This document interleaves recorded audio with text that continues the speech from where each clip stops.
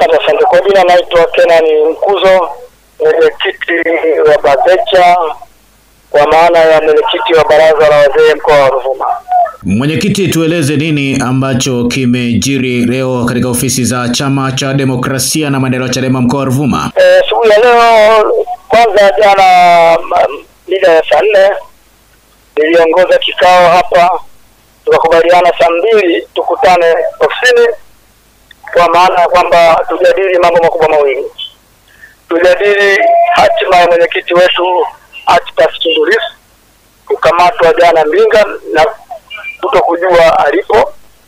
Lakini la pili, kujadili na kupanga mipango thabiti ya mkutano leo ambao ungefanyika Matalawe.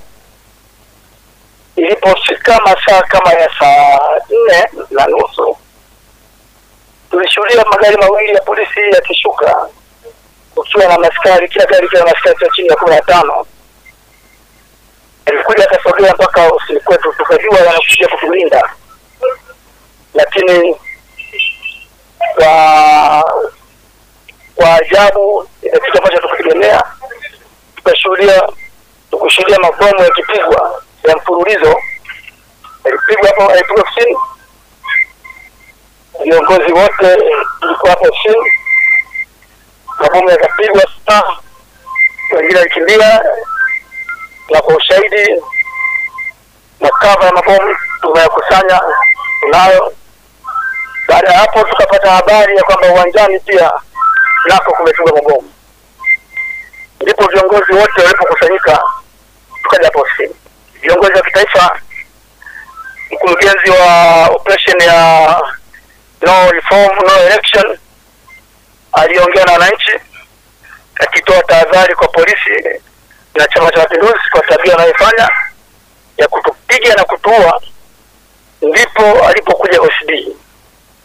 Baada ya kuja OCD, viongozi wakuu wakiwa na waandishi wa habari walikuwa ofisini, na mwenyewe ofisini.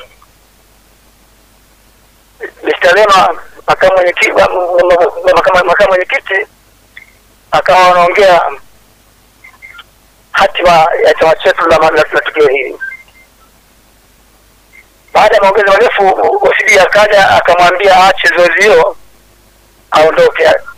Makamu mwenyekiti akasema hapana, siondoki mpaka niweze kuongea na waandishi wa habari. Ndipo polisi walivyoamriwa walete vurugu tena, wakakamatwa viongozi wakuu, wamepelekwa polisi. Hiyo ndio hali iliyotokea kwenye ofisi za Chadema kwa Ruvuma. Ni viongozi gani ambao wameshikiliwa na jeshi la polisi hapo Songea mkoani Ruvuma? Ni makamu mwenyekiti Lema na viongozi wengine kama huyo mkurugenzi wa kampeni ya no reform no election, viongozi wa kanda Mr. Mayala, hao wote wako polisi. Mayala alikamatwa Mbinga jana akiwa na mwenyekiti na akaachiwa. Amekamatwa tena? Jana alikamatwa Mbinga, akaachiwa, leo amekamatwa tena. OCD amewaeleza kwa nini anakamata viongozi hao wa Chadema?